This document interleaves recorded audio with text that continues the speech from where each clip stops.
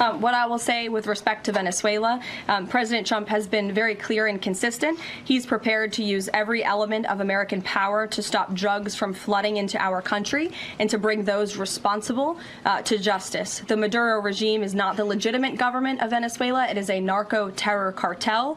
In Maduro, it is the view of this administration, is not a legitimate president. He is a fugitive head of this cartel who has been indicted in the United States for trafficking drugs into the country. ¡Venga por mí! ¡Aquí lo espero en Miraflores! ¡No se tarde en llegar, cobarde! ¡Venga por mí, cobarde!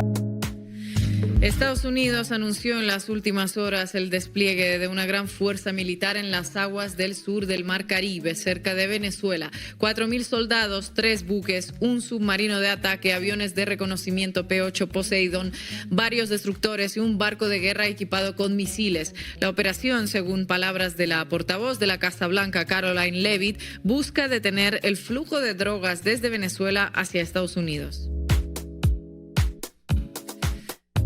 Leavitt aseguró que la administración de Donald Trump está dispuesta a usar todo su poder para llevar ante la justicia a los responsables del narcotráfico, reafirmando que el gobierno de Nicolás Maduro es considerado por Washington como un narcorégimen y que el presidente venezolano es un fugitivo.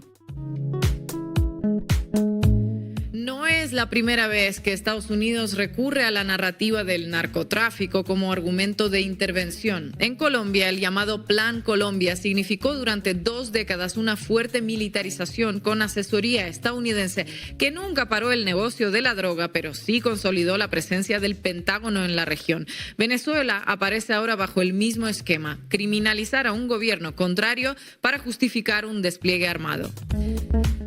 El Caribe, más allá del discurso antidrogas, es un espacio de alto valor estratégico. Por sus aguas circula una buena parte del comercio internacional y frente a sus costas se concentran grandes reservas del petróleo del mundo.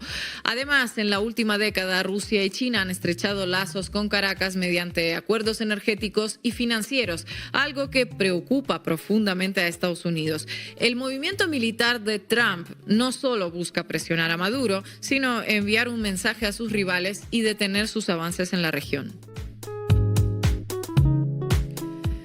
Ante esto, el gobierno venezolano anunció la movilización de miles de milicianos preparados para enfrentar cualquier agresión armada en el territorio y calificó las palabras de Leavitt como una amenaza que pone en riesgo la paz y estabilidad de la región. Falta ver cómo responderán los gobiernos de la región. ¿Podría, por ejemplo, la CELAC jugar un papel en esta situación? La disyuntiva es clara: o se reafirma la integración regional como contención frente a la agresión, o la región seguirá siendo el escenario de una doctrina Monroe recargada. Y conviene recordar que si bien existe flujo de droga por Venezuela, las rutas principales siguen siendo Perú, Bolivia, Colombia, hacia Centroamérica para llegar hasta Estados Unidos o Europa. La operación, por tanto, parece menos orientada a combatir el narcotráfico que a sostener la narrativa de un enemigo externo. La pregunta de fondo es si los pueblos y gobiernos de la región permitirán una vez más la reutilización de viejos guiones de injerencia armada o si en nombre de la integración y la paz lograrán contener de alguna manera la amenaza que no solo apunta contra Venezuela, sino contra toda la soberanía latinoamericana. ¿Estamos ante una escalada que puede desembocar en un intento de asalto al Palacio de Miraflores o se trata de una nueva puesta en escena de la administración Trump que se desinflará? Esto nos preguntábamos hoy en el editorial del diario Red, que les recomendamos leer en su integridad. Y hoy en la base América Latina hablamos de despliegue militar de Estados Unidos en el mar frente a Venezuela. Bienvenidos y bienvenidas. La base América Latina.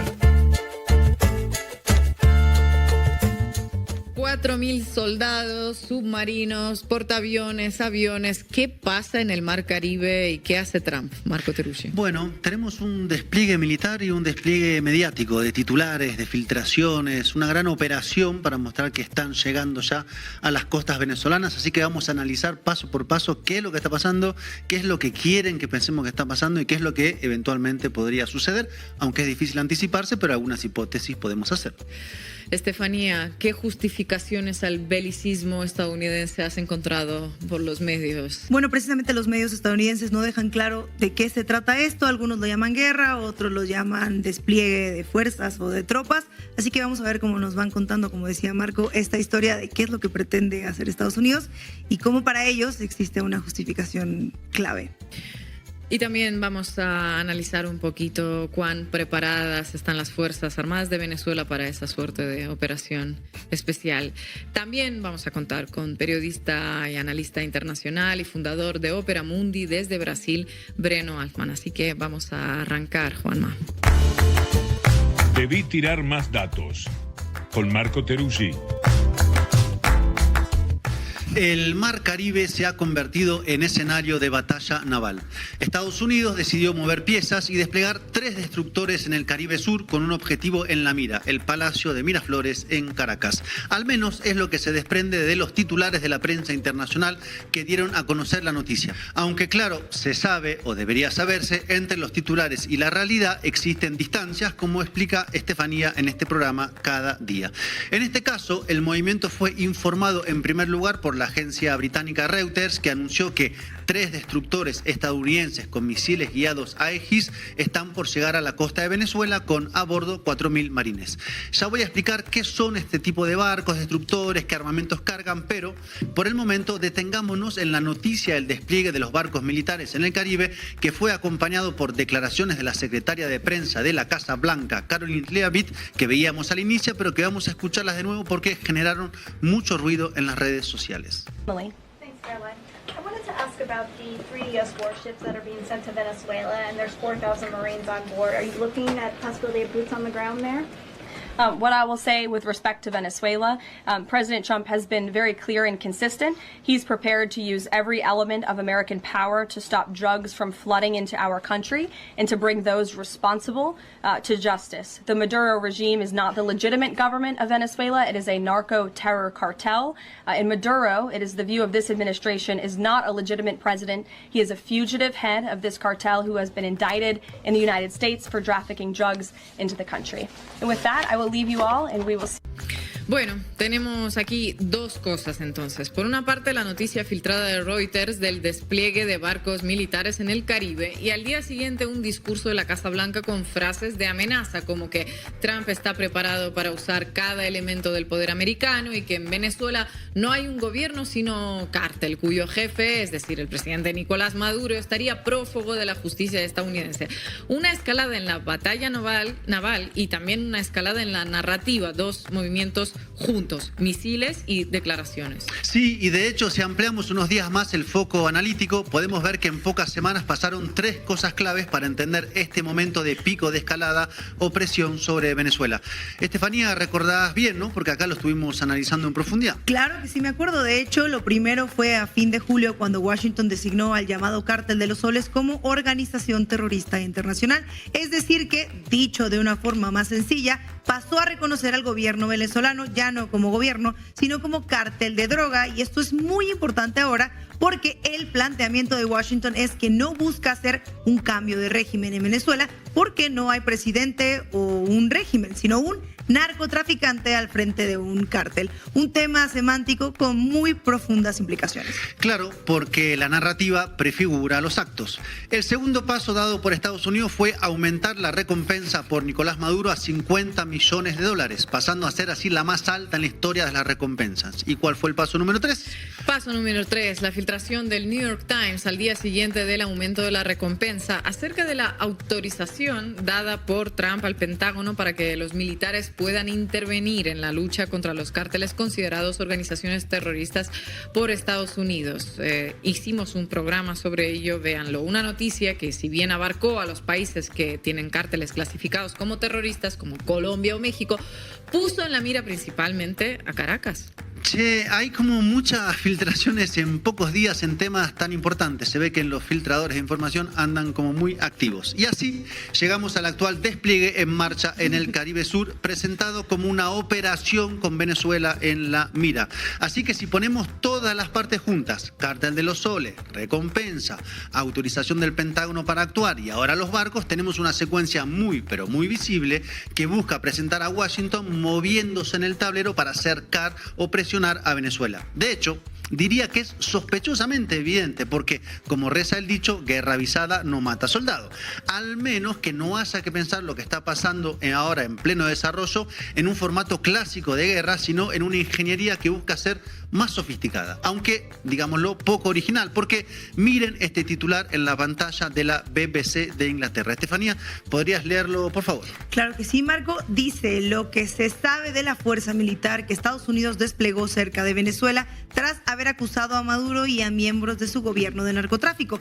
Suena como un titular que habla sobre lo que está pasando justo en estos momentos, ¿no? Claro, y si yo lo leyera sin saber muy bien qué está pasando, lógico es lo que está pasando ahora, pero porque ahí están los dos elementos centrales. Washington acusa a Maduro narcotraficante y ofrece la recompensa, y acto seguido despliega fuerzas militares en el Caribe. Pero, escuchen bien, el titular que acabamos de ver no es de ahora, sino de abril del 2020, o sea, hace ya más de 5 años. Abril de 2020 era el último año de gobierno de Trump. Estados Unidos no reconocía a Maduro, sino a un tal Juan Guaidó, y estaba en marcha la política de esta llamada máxima presión, el cerco contra Venezuela. Hay que reconocer que, visto así, lo que está pasando no es para nada original y parece repetirse una secuencia con el mismo encadenamiento de pasos, aunque, claro, la misma táctica puede producir diferentes resultados en circunstancias distintas, ¿no? Bueno, imagino que eso pensarán en los pasillos de la Casa Blanca y en el Departamento de Estado. Y ese es el punto clave, la lectura de la correlación de fuerzas que están realizando quienes comandan este nuevo asalto a lo que se ha convertido en una fortaleza sudamericana. En particular, Marco Rubio, al frente de la política exterior de Estados Unidos, ahora secundado por Christopher Landó, también del Departamento de Estado, encargado de realizar declaraciones contra Miraflores, en particular contra el ministro de Interior, Justicia y Paz, Diosdado Cabello. ¿Cuál es el cálculo de Rubio, Landó y el Club de Halcones Cubano-Americanos de Florida? Ya vamos a ir a eso. Pero antes veamos algunas reacciones internacionales ante el despliegue de Washington en las aguas casi venezolanas. Estefanía, adelante. Una de las primeras reacciones fue la del canciller de Cuba, Bruno Rodríguez, que denunció el despliegue de fuerzas militares y navales en el mar que comparte con Venezuela y acusó directamente a Rubio y lo calificó como parte de su agenda corrupta. Quien se pronunció también fue, de hecho, nuestra presidenta Claudia Sheinbaum, con una histórica postura de política exterior mexicana. Como el intervencionismo. Eso no solamente es convicción, sino que está en la Constitución. Lo dice claramente nuestra Constitución y es nuestra posición siempre: la autodeterminación de los pueblos, la no intervención y la solución pacífica de controversia. La no intervención, que todo se resuelve con diálogo. Todo se resuelve con diálogo. Evidentemente no es la posición de Marco Rubio y su pandilla. Y quien habló también fue el presidente colombiano, Gustavo Petro. Escuchen. Los gringos están en la olla, se piensan que invadiendo Venezuela resuelven su problema. Meten a Venezuela en el caso de Siria, solo que con el problema que se arrastran a Colombia lo mismo. Porque irían estos grupos a apoderarse de las riquezas del subsuelo, minerales, y eso significa más economía para la muerte, no para la vida. Mucho cuidado con lo que dice Gustavo Petro. Primero, la denuncia de un intento de acción militar por parte de Estados Unidos para realizar el regime change en Venezuela. Y luego, lo que eso desencadenaría como efecto de caos con onda expansiva hasta Colombia. Porque una cosa es un golpe de Estado y luego, pues, lo que le sigue, ¿no? Sí, algo que le preocupa a Estados Unidos, de hecho, el famoso día de después, o lo que continúa para intentar estabilizar un país luego de un derrocamiento. Porque una cosa es el Palacio Presidencial y otra, en este caso, son los cerros de Caracas o la frontera de la cual habla Gustavo Petro. En particular, cuando existe, lógicamente, un atrincheramiento ante la amenaza de Estados Unidos. Esta semana voy a activar un plan especial para garantizar la cobertura con más de 4.500.000 milicianos, Amelias, de todo el territorio nacional. Milicias preparadas, activadas y armadas. Desplegar toda la capacidad miliciana en el territorio y por sectores. Establecer la capacidad de la Milicia Nacional Bolivariana en todos los territorios del país. Como decíamos la semana pasada, mucho de lo que está pasando ahora entre Washington y Caracas se juega en el terreno de las operaciones psicológicas. Del lado de Estados Unidos se trata de mostrar un movimiento de tal presión sobre Venezuela que lleve a deserciones, golpes palaciegos o condiciones para una acción de fuerza contra el gobierno. En este caso, la presión es con el encadenamiento de acciones que decíamos al inicio, en particular ahora con los 3 destructores desplegados en el mar. Ina, imagino que estuviste analizando estos barquitos que están por el Caribe. Claro que sí, son barcos de guerra con sistema de combate Aegis que es centralmente defensivo, pero que tiene capacidades ofensivas, ya que carga diferentes tipos de misiles de ataque. Y si seguimos con la nota de Reuters que mencionabas al principio, Estados Unidos podría también desplegar varios aviones espía P-8 y al menos un submarino de ataque. Y así como Washington muestra su amenaza con un despliegue de filtraciones periodísticas y de barcos, por el otro lado, el gobierno venezolano envía un mensaje de disposición total a resistir y a utilizar todo el repertorio de respuestas y métodos posibles para hacerlo. Todos. Activación de la Fuerza Armada Nacional Bolivariana, policías, milicias, organizaciones de base, aumento de las detenciones, cierre del espacio público y de la posibilidad de protestas. Mensajes de ida y mensajes de vuelta. Visto así, lo complejo del análisis es diferenciar entre correlación de fuerzas reales y correlaciones ilusionistas, entre lo que efectivamente ocurre y lo que se quiere mostrar que está ocurriendo, o a la distancia, por ejemplo, entre lo que pasa en los cuarteles y lo que pasa en las redes sociales. Complejo, en efecto, Estefanía. Y Estados Unidos, alentado crónicamente por una parte de la oposición venezolana, ha pensado varias veces, como esta, que las condiciones sociales y militares dentro de Venezuela están dadas para que una alta presión genere un quiebre interno. Por eso existe una impresión de loop, que es más que una impresión, es una repetición de pasos, discursos y expectativas. Y claro, en este programa no vamos a develar cuál es la correlación de fuerzas reales en Venezuela, pero sí dar cuenta de algunos hechos más que están en desarrollo. Uno, por ejemplo, es la prohibición por parte del gobierno de Venezuela de utilizar drones dentro del país por el lapso de al menos un mes. Los drones, esos que analizamos con detenimiento aquí en este programa ayer, precisamente por su peligrosidad.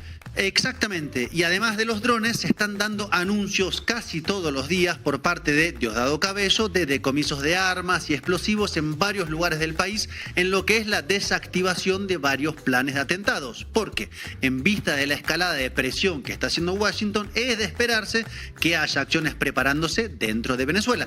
Recordémoslo, y como dice el dicho, recordar es vivir, que en el 2020, luego del anuncio de recompensa por Maduro y del despliegue militar en el Caribe, sí, este loop vino un mes después la llamada Operación Gedeón, imagino que la recuerdan. Claro que sí, la recuerdo, es la de las embarcaciones con mercenarios que llegaron a las costas venezolanas, donde por cierto fueron interceptados. Se habían entrenado en campamentos en Colombia y varios de ellos eran estadounidenses, medio rocambolesco, la verdad, como dicen en Argentina, y como suele ser la derecha venezolana en realidad, aunque no por ello fue menos peligroso. Queda ahora por ver ¿Qué es lo que sigue? ¿Qué hay luego de los barcos, los titulares, los mensajes por carriles públicos y privados? Si es que la tormenta que se acumula y acumula finalmente detonará como solo lo hace en el Caribe, así como un palo de agua, como dicen en Venezuela, o se alejará sin lluvia luego de los días en que los barcos y las recompensas dejen de ser noticia. Es temprano aún para saberlo, pero como decíamos hace unos días aquí al analizar Venezuela, iba a ser necesario ponerse alpargatas porque lo que se venía era joropo. Bueno, ya empezó oficialmente el joropo. Empezó el joropo. Gracias, Marco. Y además hoy, usted sabe, si me permite, pues hoy le habíamos informado a ustedes de la captura de estos 2 personas que faltaban en el organigrama o en el ampograma de los explosivistas. Fue capturado la persona que hizo el explosivo, el que lo hizo, el que le pagaron en Colombia para hacerlo, para volar aquí un grupo a venezolanos y venezolanas. Y fue capturada la mujer que hacía los pagos entre ellos. Y seguiremos nosotros hablando la cuerdita por si acaso queda algo. Pero ya todos los que participaron en esa vil acción hoy están capturados y puestos a la orden de la justicia. Adelante, Veloz. Vamos arriba. Cuéntamelo todo y exagera con Estefanía Veloz. Breaking news, estamos en guerra. Apa. Bueno, tranqui. En realidad, esto es lo que dice Fox News sobre Estados Unidos y los enemigos de esta guerra no usan uniforme, sino que trafican fentanilo. Fox News alert, we're at war.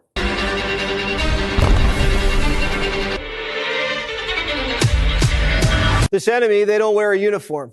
They're moving fentanyl by the truckload.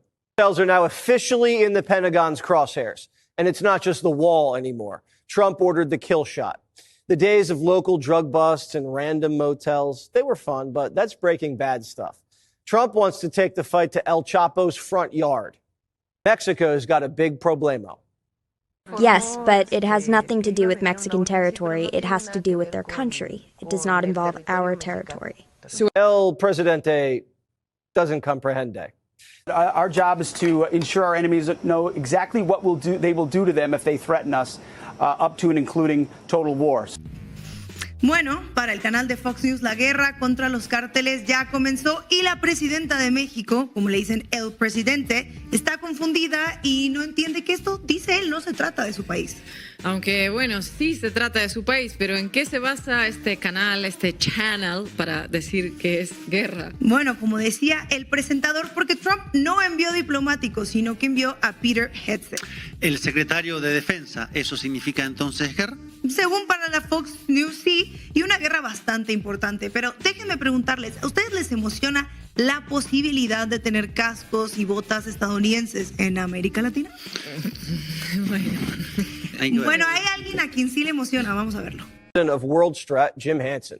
Jim, what kind of operations do you envision happening in Central and South America in this cartel war? Jesse, I don't think anybody would be more thrilled than me to watch some helmet cam footage of a bunch of JSOC pipe hitters rappelling out of helicopters and stacking cartel members like cordwood. If their cartels are killing people in the United States and the MS-13 and Tren de Aragua gangs are, why can't we kill their leaders just the same way President Trump pointed out we took care of Soleimani? That would be an imminent threat. Mexican president played nice. ¿Qué le pasa a este periodista metiendo palabras en español permanente? Es Fox News. El racismo completamente son los que inventaron Bad Hombre. Escuchamos a Jim Henson, ex miembro de las Fuerzas Especiales del Ejército estadounidense, y dice, si ellos matan estadounidenses con sus drogas, nosotros podemos matar a líderes como Soleimani. Es curioso que cuando se menciona al líder de un cártel, no es precisamente Soleimani quien te viene a la mente. Ese suena más, y de hecho lo fue antes de que lo asesinaran por orden de Donald Trump, fue un líder político, así que juzguen ustedes. Sí, y con esa ambigüedad de justificar toda acción sin explicar muy bien a quién va dirigida, porque a ver, el Tren de Aragua es de Venezuela y Venezuela no está al lado de México, por tanto hablar de una región muy amplia. En los titulares también lo podemos encontrar, esto respecto al despliegue de tropas que mencionaba Marco al principio en su sección. Pero primero vamos a escuchar a Nelson Valido, presidente consejero de Comercio y de Seguridad Fronteriza, sobre el despliegue en el mar de las tropas, que, bueno, para qué significa para él este despliegue en el Caribe y esto que implica en la lucha de los cárteles. Pero no lo vamos a escuchar en una conferencia de prensa como tendría que ser, sino que lo vamos a escuchar en Fox News. Este es el canal de confianza e información del gabinete de Trump. Significance does the Caribbean play in the larger issue at hand here with cartels? Well, you have a lot of these countries. You have a lot of islands. You have a lot of countries like Cuba that have always been a state sponsor of terror. You have Venezuela. You have, the areas, some of these areas in Colombia that they create submarines. They make submarines. They transport drugs. There's a lot of jungle in some of these areas. Again, not all the countries are in on this thing in the sense of wanting to help to the level that we need their help. But ultimately, I know their citizens are, because their citizens are sick and tired of having this kind of problems in their home countries. And ultimately, what they want to do is rid themselves of the corrupt and the criminal element and get on with their lives and the quality of life, which is suffering. So having our troops in these areas just sends out a message to basically say, hey, we're here. If you don't act, we may just have to act on your behalf. Bueno, según ellos, Cuba habilita terrorismo. Pero, Marco, ¿en Cuba hay cárteles? Según este ranking mundial de países con más crimen organizado hecho por la Iniciativa Global contra el Crimen Organizado, Cuba ocupa el lugar número 165. Y también escuchamos que mencionan a Venezuela. Claro, el líder de un cártel importante, según Estados Unidos, es Maduro. Claro, y si Soleimani no me sonaba a la imagen de un líder de un cártel, Maduro la verdad que tampoco. En particular, si se toma en cuenta que Naciones Unidas declaró a Venezuela como país libre de cultivos de coca. Entonces, a los medios estadounidenses ¿les queda o no les queda claro qué hacen las tropas en el Caribe, Estefanía? Ni a ellos ni a nadie. Bloomberg, Estados Unidos despliega 4,000 tropas en América Latina en su lucha contra los cárteles. Ni el titular ni la nota dicen qué cárteles o qué parte de América Latina, que por cierto es un continente. Además dice lucha a lo que Fox News llama guerra. CNN, el ejército estadounidense despliega más de 4,000 soldados adicionales en aguas de América Latina como parte de la misión de Trump contra los cárteles. Aquí es ataque, ya no es guerra, no es lucha, sino una misión. Y de definir aguas latinoamericanas ni hablamos, ¿no? Total, Latinoamérica es lo que sea. Y esta confusión sobre qué diablos es este despliegue del gobierno estadounidense, no solo la comparto yo. Resulta que WOLA, la oficina en Washington para asuntos latinoamericanos, que básicamente es una ONG que promueve los derechos humanos, la democracia, la justicia social en América Latina. Ya se imaginarán que muy fans de Venezuela o Cuba no son, pero que, bueno, actúa como grupo de cabildeo, o sea, un lobby en Washington, D.C., para influir en las políticas de Estados Unidos hacia Latinoamérica y, bueno, parece ser que logran ser escuchados. Muchos, sí los escuchan y vamos a ver lo que dijeron en su página web. Publicaron exactamente esto: 5 razones por las que el plan militar anticárteles de Trump fracasará. Ahí WOLA plantea varias preguntas, entre ellas una importante. ¿Cuál sería el objetivo de enviar a las Fuerzas Armadas estadounidenses a atacar a un grupo criminal extranjero, a un líder de un cártel o a un objetivo como un laboratorio de drogas? Y en la misma publicación, más abajo, casi hacia el final, en el punto 5, para mí viene la duda con la que nos dejan los titulares y que no se plantean los medios estadounidenses. Más allá del despliegue que aparece en las notas, ¿cuál es el objetivo? Ina, léenos lo que escribe WOLA. Voy, de nuevo, es difícil discernir el objetivo. Supongamos que el gobierno de Trump desplegara fuerzas militares estadounidenses contra el Cártel de los Soles, una estructura criminal amorfa, poco organizada y sin jerarquías. ¿Sería la acción resultante una operación quirúrgica contra unos pocos oficiales corruptos? O, dado que el Cártel de los Soles está profundamente arraigado en el régimen de Maduro, ¿se convertiría esto en el pretexto para una invasión total de Venezuela? Le dan pistas, ¿no?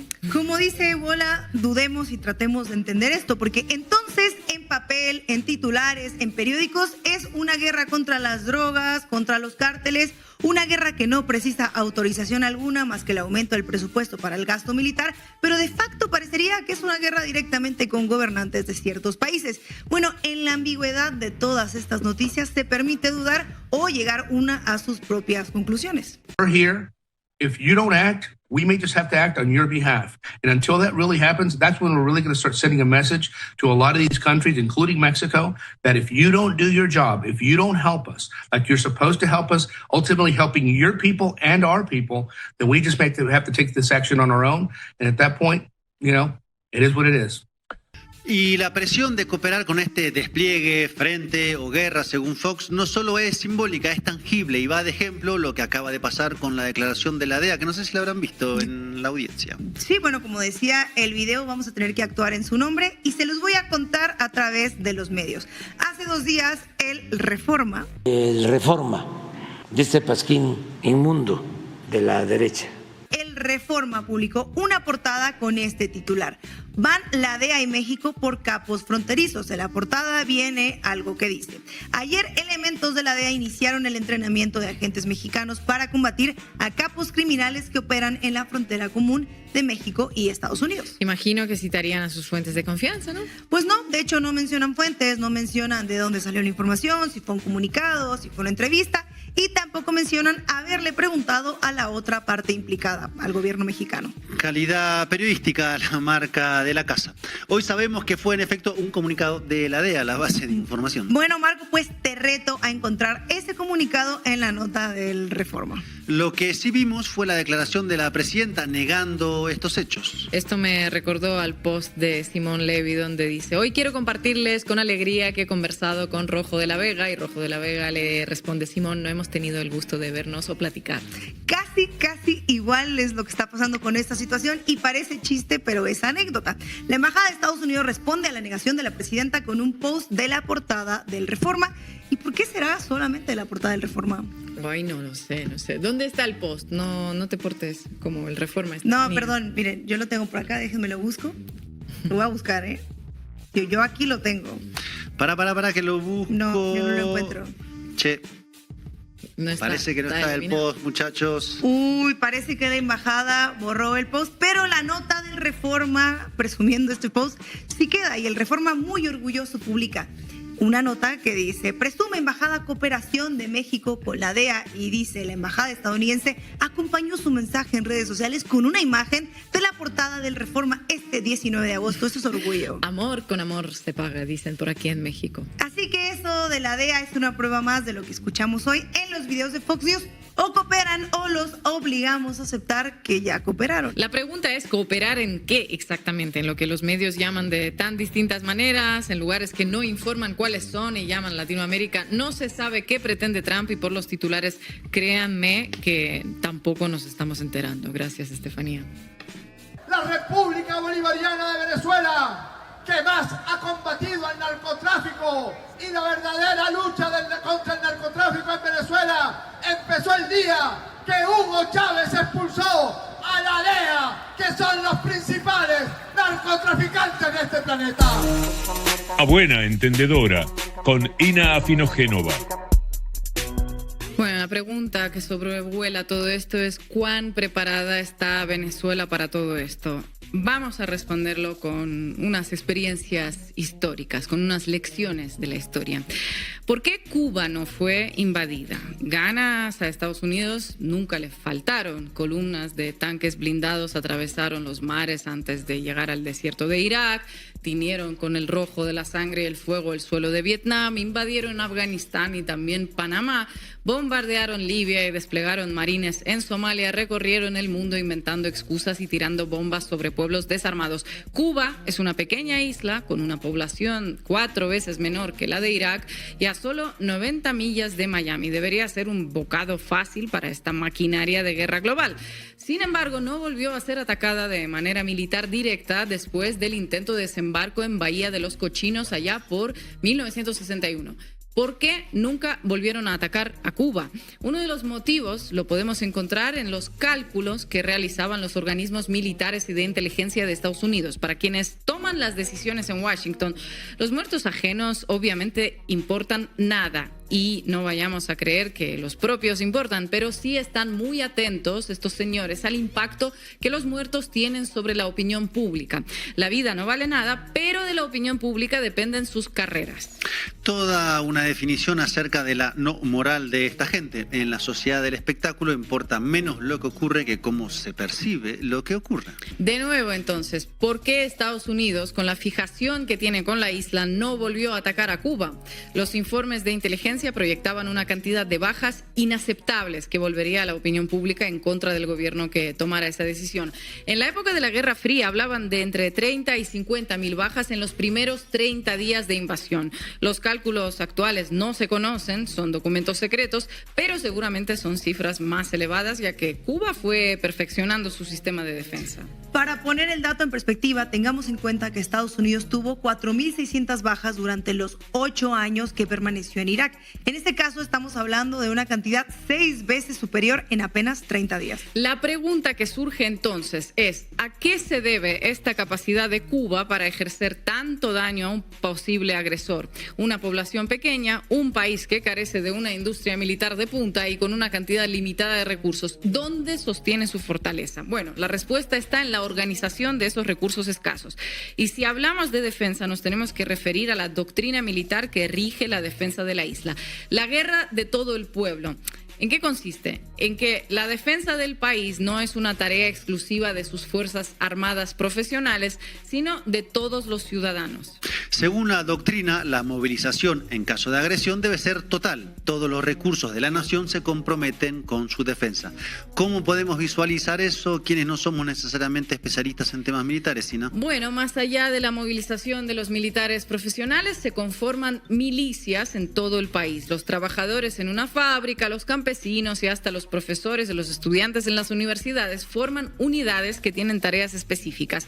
Para poder hacerlo, reciben instrucción y se realizan ejercicios en tiempos de paz. La guerra de todo el pueblo está diseñada en función de enfrentar a un enemigo tecnológicamente superior, es irregular, asimétrica y emplea tácticas de guerrilla. El objetivo es el que mencionamos anteriormente, que la ocupación tenga un costo tan alto que el atacante se vea disuadido. A diferencia de una guerra asimétrica y convencional, el enemigo podrá entrar en el territorio, pues lo que no podrá es controlarlo.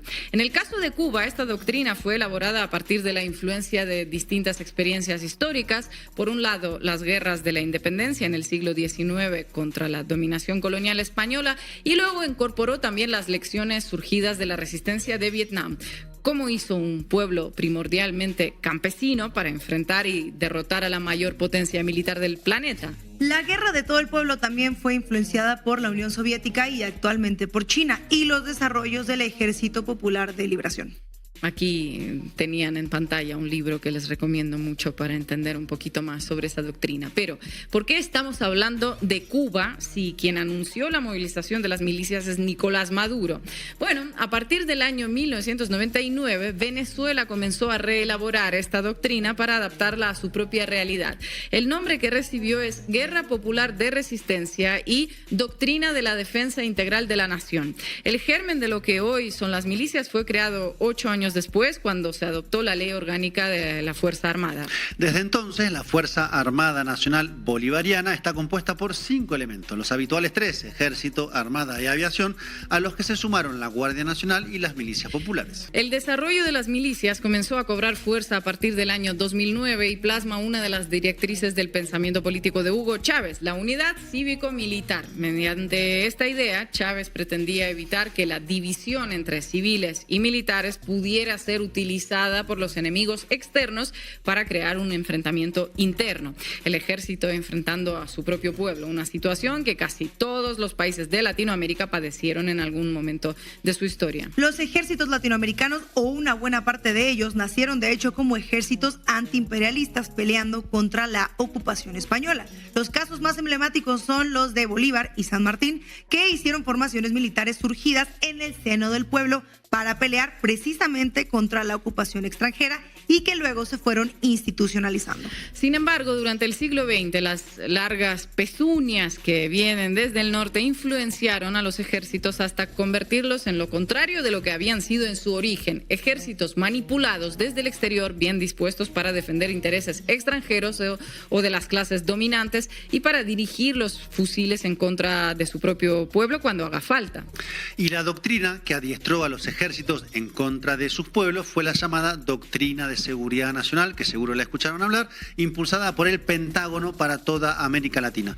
Bajo esos lineamientos, los ejércitos se concentraron en acabar con los llamados enemigos internos, mal llamados enemigos internos. El ejército separado de su pueblo y convirtiéndose en su verdugo. Hugo Chávez tenía bien presente esa historia. En muchas ocasiones se refirió al Caracazo cuando el ejército al que pertenecía reprimió salvajemente al pueblo venezolano que se había levantado contra un plan de ajuste impulsado por el Fondo Monetario Internacional. Si bien a él no le tocó participar, esa experiencia se convirtió en una marca indeleble en su conciencia. Pero ¿cómo evitar que esto se repita y cómo generar los anticuerpos para que las Fuerzas Armadas no vuelvan a dirigir sus armas en contra del pueblo? La unidad cívico-militar fue la respuesta que encontraron en Venezuela para ese dilema. La Guerra Popular de Resistencia es su doctrina y la Milicia Nacional Bolivariana su concreción. La doctrina de la seguridad nacional necesita un ejército separado del pueblo. La Guerra Popular de Resistencia tiene como condición un pueblo fusionado con sus fuerzas armadas. La movilización de las milicias que instruyó Nicolás Maduro ante las amenazas de Donald Trump es la contracara de lo que nos dicen tantos medios de comunicación. No se trata, me parece, de un ímpetu guerrerista. Venezuela no parece tener intención de agredir a nadie, pero sí se trata de mostrar músculo y unidad para que los belicistas en Washington desistan en su voluntad de agredir a Venezuela. Se trata de aplicar para Venezuela la misma vacuna que funcionó a lo largo de tantas décadas para Cuba. Como repiten en Venezuela, una cosa es entrar y otra cosa es salir. Es importante que Trump lo tenga en cuenta. Estados Unidos intensifica su guerra psicológica y mediática contra Venezuela. Esto ocurre luego de que anunciaran una recompensa de $50 millones por la captura del presidente venezolano Nicolás Maduro, que sin prueba alguna es acusado de patrocinar el narcotráfico desde el país suramericano. Esta acusación fue desmentida por el Estado venezolano, expedientes de organizaciones internacionales como la ONU y la Unión Europea. Por ejemplo, el informe de la Oficina de las Naciones Unidas contra la Droga y el Delito destacó que Venezuela es un país libre de cultivos de drogas y además no figura como punto de distribución de estupefacientes. Pero la narrativa de Washington continúa de manera fáctica y va más allá. A esto se suma cómo la presentadora de Fox News, en una entrevista con la fiscal general estadounidense Pamela Bondi, aseguró que los venezolanos se ven forzados a comer animales de zoológicos. Unas afirmaciones sin sustento alguno que busca vender la imagen de una Venezuela sumida en el caos. Internautas lo desmintieron. Postearon videos en redes sociales para mostrar que nadie come animales y en su lugar se les cuida. A esto se suma las amenazas de Estados Unidos contra Venezuela con el despliegue de 3 buques a aguas del Caribe, en una estrategia con una amplia gama de recursos, desde ciberataques y sabotajes a infraestructuras hasta focos de violencia armada. Analistas sostienen que llamar abiertamente a una guerra o invasión le podría costar el cargo a cualquier funcionario estadounidense. Además, acabaría con la imagen de pacificador que intenta vender Donald Trump ante negociaciones entre Rusia y Ucrania. Bueno, ante todo esto, entonces vamos a ver qué dicen algunos medios de difusión de mensajes en la enclave mediática.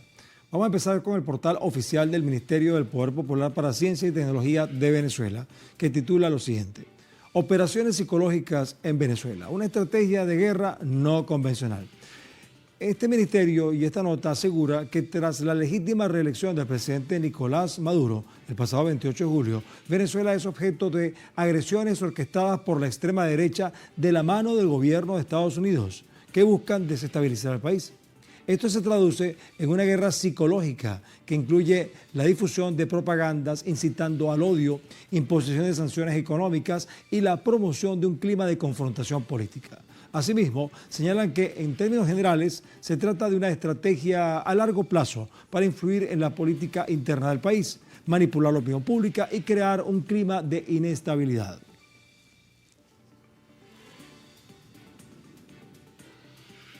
Ahora veamos qué dice TRT. TRT Global destaca: ¿planea Estados Unidos una operación contra Venezuela? Tensiones suben y Petro alerta que sería otra Siria. Según la nota, las amenazas de Estados Unidos se intensificaron luego de que múltiples reportes confirmaran el presunto despliegue de buques de guerra de Washington que, con 1.000 soldados a bordo en aguas del Mar Caribe, cerca de Venezuela, podrían invadir al país. La retórica se recrudece cuando la portavoz estadounidense Caroline Leavitt sostuvo que Estados Unidos está dispuesto a usar todo su poder para frenar el supuesto flujo de drogas y en acto seguido arremetió contra el presidente venezolano Nicolás Maduro al asegurar supuestamente que su gobierno no es legítimo y por el contrario constituye un cártel del narcotráfico. Sin embargo, el presidente Maduro ya había ordenado el despliegue de 4,5 millones de milicianos en todo el país como respuesta a estas amenazas injerencistas. Y por supuesto, Radio Miraflores destaca en su titular lo siguiente: Asamblea Nacional a ofensiva diplomática en apoyo al presidente Nicolás Maduro. De acuerdo con la información publicada, la diputada a la Asamblea Nacional, Tania Díaz, que también por cierto es periodista, explicó que el sistema imperial de Estados Unidos está en crisis y por ello viene la desesperación con las maneras en las que ejerce sus políticas de Estado, sobre todo con las naciones que no se acomodan a sus condiciones o intereses. En ese sentido expresó que el imperio estadounidense quiere que los pueblos del sur paguen el precio y eso es una bofetada a la dignidad de los países libres. Al mismo tiempo aseguró que las falsas narrativas creadas y difundidas en los últimos días desde Washington en los medios de difusión de mensajes estadounidenses tienen el objetivo de imponer una situación de caos en el sur que inicia en el país bolivariano.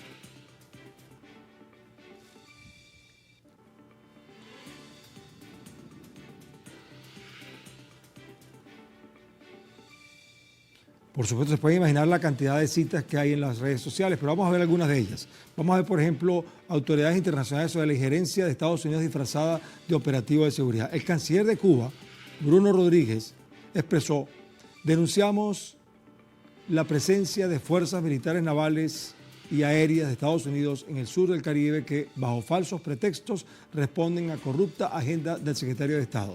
América Latina y el Caribe debe ser respetada como zona de paz.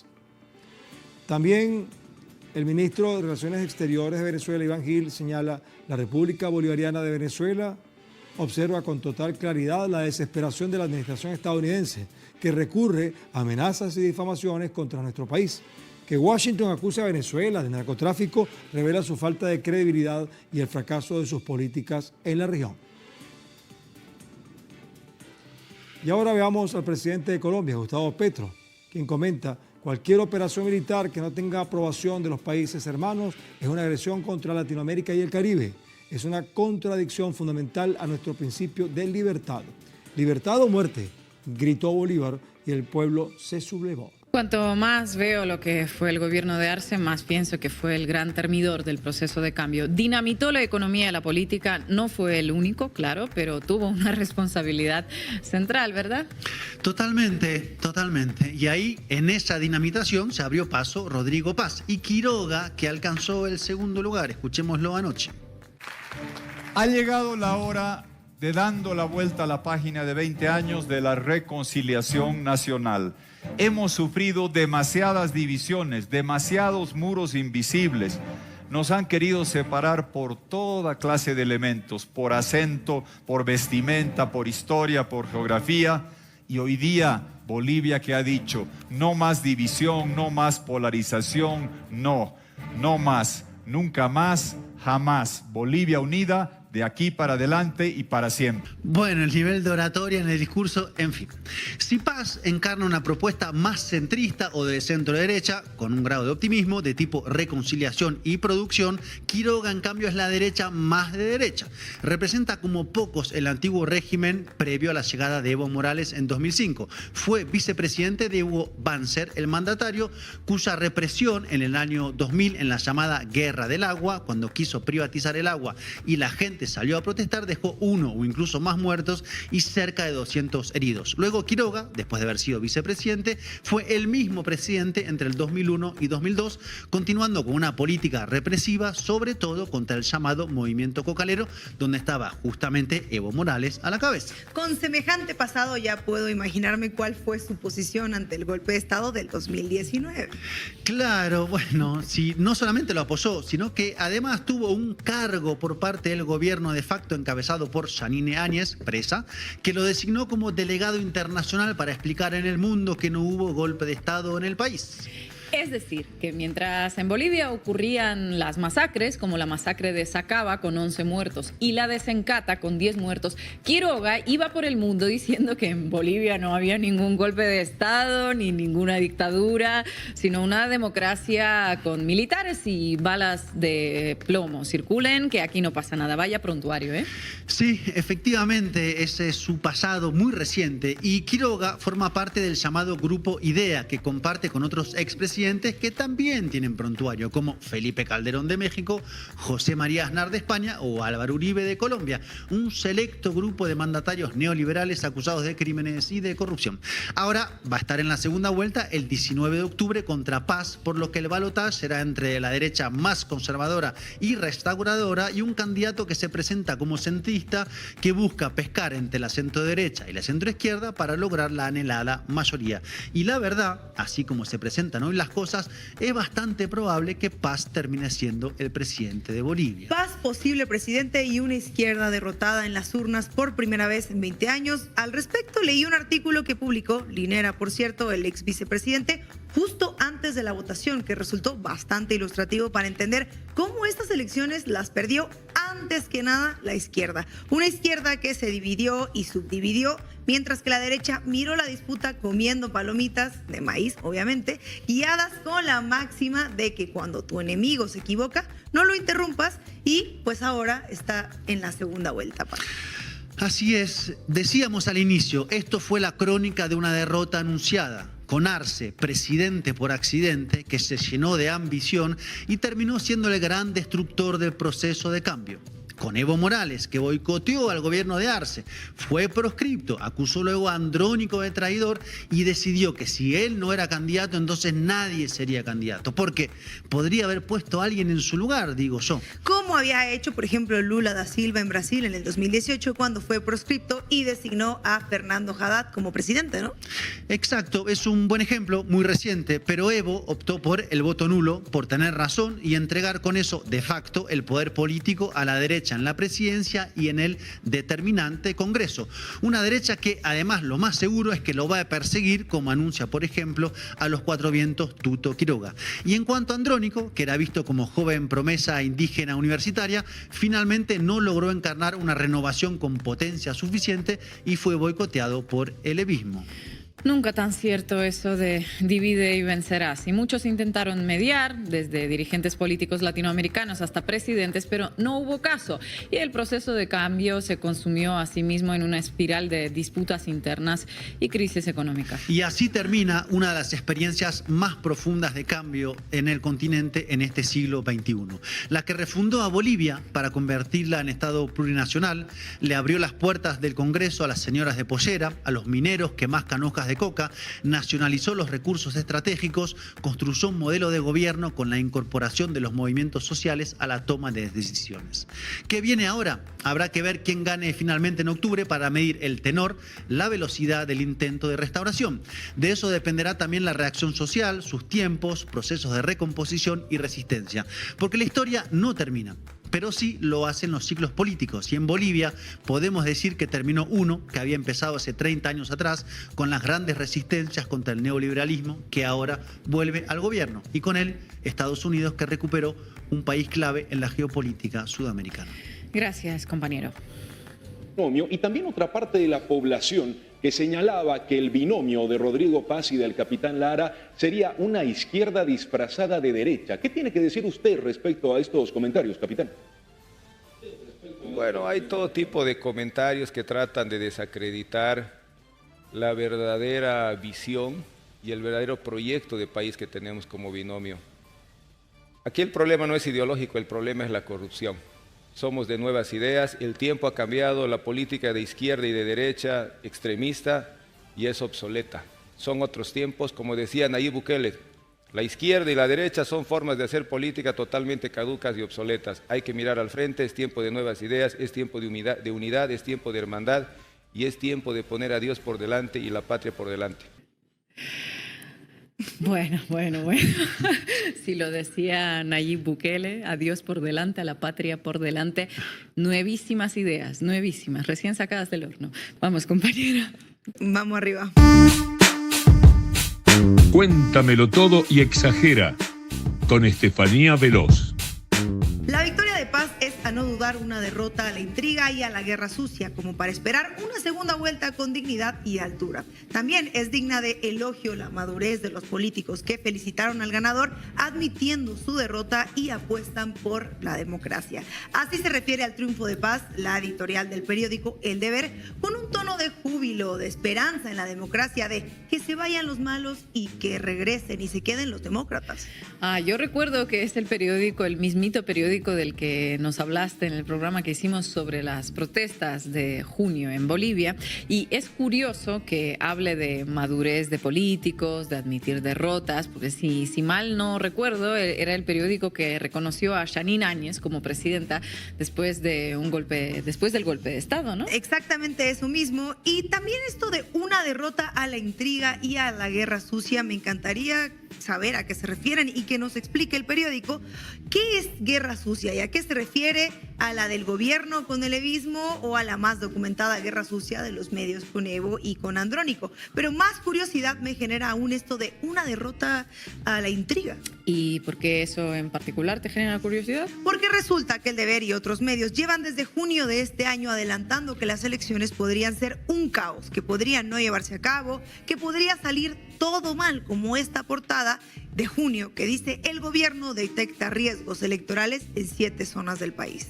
Llámenme desconfiado, pero ¿no era en ese entonces donde Andrónico no salía tan mal en las encuestas? A ver, sospechar no está bien, pero en ese momento quizá valía más sostener la narrativa del caos, y si el resultado era de Evo o de Andrónico, sería culpa de las caóticas elecciones. Y además yo lo recuerdo a El Deber como el diario que culpa de todo a Evo, precisamente en una editorial.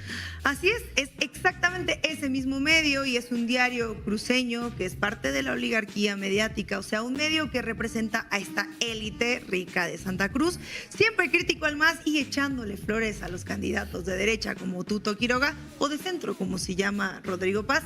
Y como decía Marco, sus editoriales son bastante conocidas por tirarle línea a la oposición, y esta no es la excepción, porque continúa y de hecho cierra la editorial de esta forma: el mensaje de esta elección es claro y contundente. La democracia puede y debe prevalecer siempre. Ninguna ambición individual, ningún cálculo partidario y ninguna estrategia de confrontación puede estar por encima de este mandato. En México hay un dicho que dice: te digo, Juan, para que escuches, Pedro. En este caso sería: te lo digo, lector, para que lo escuche Evo, o algo en esa onda. Y clarito. Pero hablando de decirle cosas a los lectores, hubo un tema que brilló por su ausencia en las portadas, y es el voto nulo.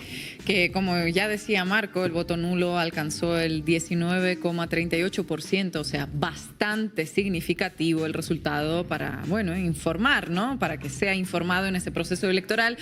Eso, y también los votos en blanco, ¿no?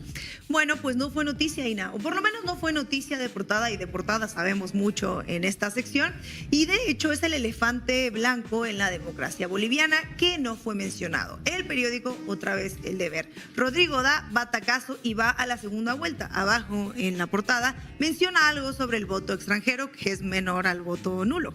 La portada del diario igual trae a los ganadores y el porcentaje de votos, pero no menciona nada del voto nulo, fíjate. Y el periódico El Correo, lo mismo, no menciona nada del voto nulo, y eso que en su portada vienen los resultados de la elección. Permítanme volver a ser un mal pensado, que hoy ando de lunes de sospechas. Aquí hay de dos: o el voto nulo no encaja con la narrativa de triunfó la democracia, o no le quieren reconocer a Evo que su campaña de voto nulo tuvo mucho impacto. Alguna de las dos. Y bueno, hablando de ser mal pensados, vamos a ver qué dijo la prensa internacional. El Mundo, el periódico de las derechas españolas, publicó: culminada la revolución indígena, el centrista Paz y el conservador Quiroga se disputan la presidencia en Bolivia. Fulminada suena un post de X, pero supongo que ese lenguaje ya llegó a los titulares. A ver, yo no soy jefa de redacción, eso es claro, pero El Mundo pudo haber escrito termina, concluye, finaliza o cambia. Sin embargo, eligió la palabra que sugiere algo que necesitaba ser destruido. Y el lenguaje de la guerra aplicado a la democracia es claro, donde el resultado electoral no es un cambio político normal, sino una victoria militar sobre el enemigo. Fulmina. Además, la nota abre con: comienza una nueva era política en Bolivia después de 2 décadas de revolución indígena. Según El Mundo, ¿qué es esta nueva era? Y también decir revolución indígena sobre los gobiernos de el MAS es que suena como si hubieran tomado el poder a la fuerza, cuando en realidad se le olvida al mundo que ganaron elecciones democráticamente por 20 años como cualquier otro gobierno al que no se le llama revolución, ¿no? Claro, y etiquetarlos así los hace parecer como algo fuera de la norma, y usar indígena pone un foco en la raza, dando a entender que esos gobiernos no eran normales porque no estaban liderados por las típicas y necesarias élites blancas o urbanas que siempre han mandado y que gracias a Dios se educan en Estados Unidos.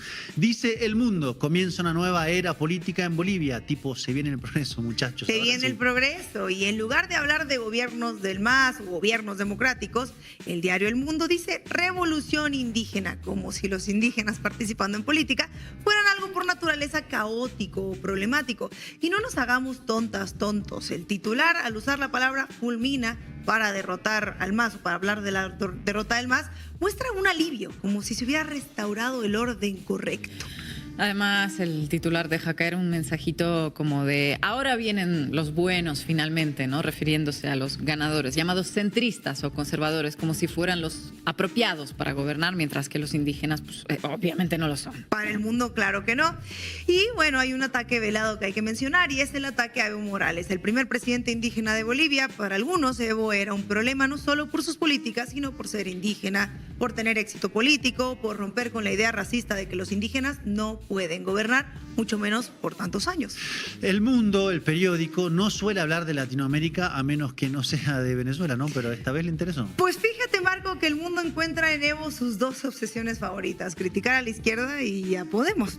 Al final, al Mundo se le nota igual de feliz, igual de optimista que a los medios bolivianos. Se acabó la revolución de los indígenas. ¿Se viene lo nuevo o lo bueno?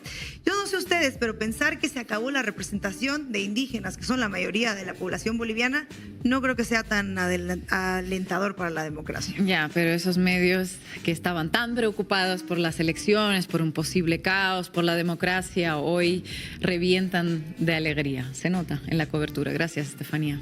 El protagonismo del voto nulo, damas y caballeros. Ese es un dato muy importante también. Resulta que ha sido protagónico también. No se lo puede dejar de lado. De hecho, está entre los primeros lugares de la intención o de cómo ha votado el país. A buena entendedora, con Ina Afinogénova. Reelección indefinida, ¿sí o no? Vamos a plantear, abrir finalmente este debate. ¿Cómo se resuelve la sucesión en un proceso de transformación social progresiva? ¿Tiene la misma dificultad reemplazar al líder de un proceso transformador que al de uno que solo se propone administrar el status quo? La elección boliviana de ayer muestra que no, que la dificultad es bien distinta. Rodrigo Paz, Jorge Quiroga, Samuel Doria Medina o Manfred Reyes, cualquiera de ellos sirve para ejecutar la revancha histórica que la clase dominante boliviana viene amasando desde hace años. Y también sirven para resetear y volver al momento anterior a la llegada de Evo Morales al gobierno. La mala presidencia de Luis Arce, el módico caudal de votos conseguido por Andrónico Rodríguez y el número exiguo logrado por el candidato oficialista Eduardo del Castillo permiten sospechar que Evo Morales, su figura como líder carismático del proceso transformador, era y es irreemplazable para el conjunto del bloque bloque popular. La sola presencia de Evo en la papeleta garantiza un volumen de votos al que no puede aspirar ningún otro representante del bloque popular. ¿Es válido que no esté en nombre de un equilibrio de poderes que luego no se verifica en la realidad? Esa es la pregunta. Evo Morales y su búsqueda de la reelección indefinida, ¿eran un peligro para la democracia? ¿No es un peligro mayor que poderes permanentes e intereses anónimos gobiernen un país sin que importe cuál es el títere de turno que hacen elegir como presidente? Sin que importe tampoco que nadie les haya elegido y que incluso casi nadie sepa quiénes son, aunque a efectos prácticos sean ellos los que gobiernen. ¿No es acaso cierto que quienes se llenan la boca de democracia en nombre de un mecanismo puramente formal de alternancia en el poder, pervertido ya en muchos lugares desde hace unas cuantas décadas, son los mismos que ahora atentarán contra la democracia real y sustantiva, contra la democratización del acceso a derechos básicos? Los presidentes se pueden alternar sin que se alternen los intereses reales que los manejan tras bambalinas. No sé de dónde me suena esto. No lo sé. Veamos la cuestión en el espejo de Ecuador, por ejemplo. Durante el gobierno de Rafael Correa, la pobreza se redujo un 16%. La inversión en educación pasó de ser el 2,4% del PIB al 5,3%. Se multiplicó por más de 2. Y la matrícula en las universidades públicas aumentó un 85%. La mortalidad infantil pasó de ser de 25 cada 1.000 nacidos vivos a 12, se redujo a la mitad. Se entregaron 325.000 viviendas y la cobertura de agua potable en zonas rurales pasó del 55 al 91%. En definitiva, durante la presidencia de Rafael Correa en Ecuador se democratizó el acceso a la educación, la salud, la vivienda, el agua potable y a la vida misma. La democracia avanzó, no retrocedió. Si dirigimos la mirada al periodo posterior a las presidencias de Lenín Moreno y Guillermo Lasso, la pobreza se incrementó un 5,5%, también creció la pobreza extrema y aumentó el desempleo. Disminuyó la inversión en salud, volvió a crecer la mortalidad infantil y se redujo la matrícula universitaria. Imágenes que habían quedado relegadas al olvido, como la de los niños pidiendo o vendiendo mercaderías en los semáforos, que volvieron a ser parte del día a día en Ecuador. Ecuador es hoy un país menos democrático en el acceso a mejores condiciones de vida para todos y todas. Entonces, nos preguntamos de nuevo, ¿dónde radicaba la democracia? ¿En que Rafael Correa no pudiera ser reelecto o en que el proceso virtuoso e inclusivo que él presidía pudiera continuarse en el tiempo? Las experiencias de Ecuador con Lenín Moreno y de Bolivia con Luis Arce nos enseñan cómo la imposibilidad de reelección por parte de los líderes fue utilizada para descarrilar desde adentro los procesos democratizantes. Así es, y me surge una pregunta más. Las derechas que solo se proponen administrar la pobreza y no erradicarla, ¿se enfrentan a una dificultad similar a la hora de resolver la sucesión? ¿Por qué un equipo político improvisado y poco preparado como el que hoy gobierna Argentina con Javier Milei a la cabeza puede desempeñar sus funciones sin verse hackeado por la mala praxis que ejerce a diario? Me animo a responder que la clave está, bueno, en esta imagen, ¿no? En la inercia. No es lo mismo gobernar a favor de la corriente que navegar en contra de ella, sobre todo si esta corriente se ve lubricada por inyecciones de centenares de millones de dólares en propaganda y en compra de medios de comunicación. Si un gobierno baja los impuestos a los ricos, recibe aplausos. Si un gobierno recorta derechos a los trabajadores, lo llaman flexibilización. Pero ahora, ¿cómo se llama si un gobierno sube el impuesto a los ricos? Irresponsabilidad fiscal, derroche populista, compañera.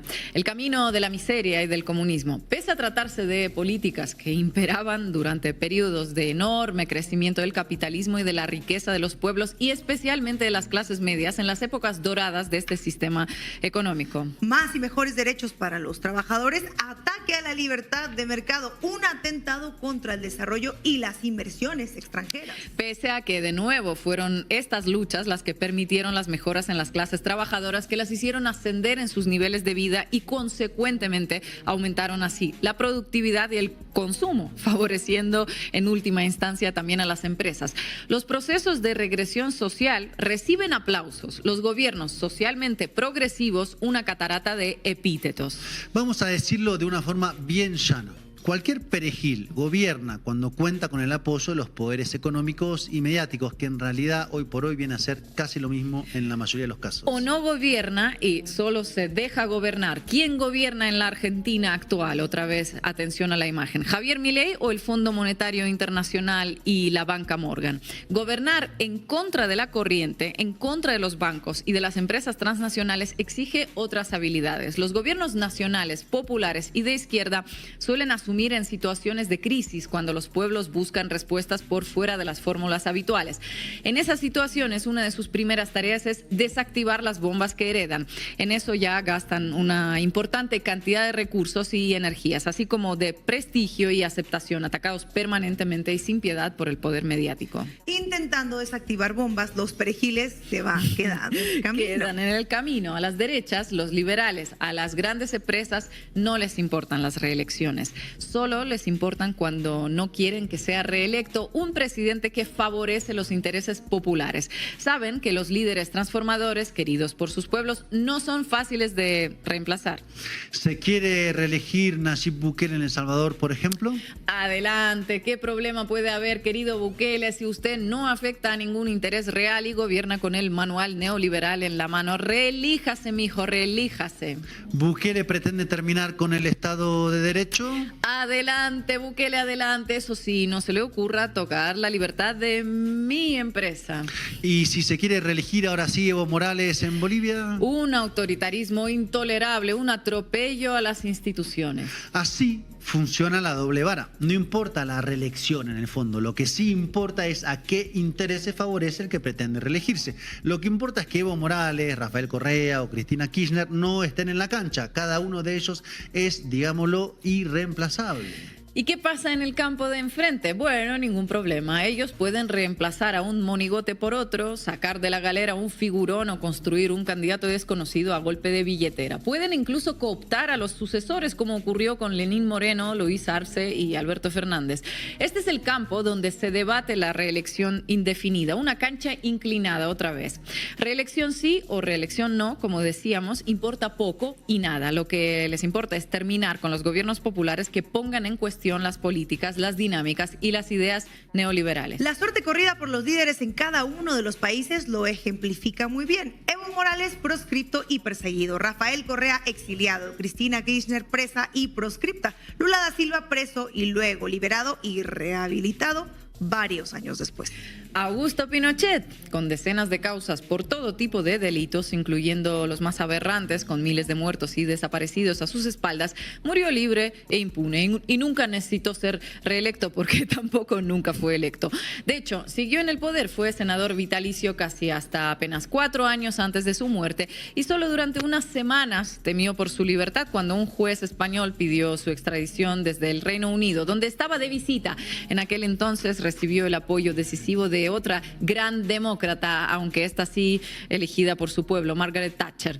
Todo un ejemplo de lo que le importa la democracia a la gente de su misma ideología, a los neoliberales, anarcocapitalistas, liberales libertarios o cualquier otro nombre con el que se les quiera llamar para no llamarles lo que realmente todos sabemos que son. Les dejo a ustedes que le pongan el adjetivo.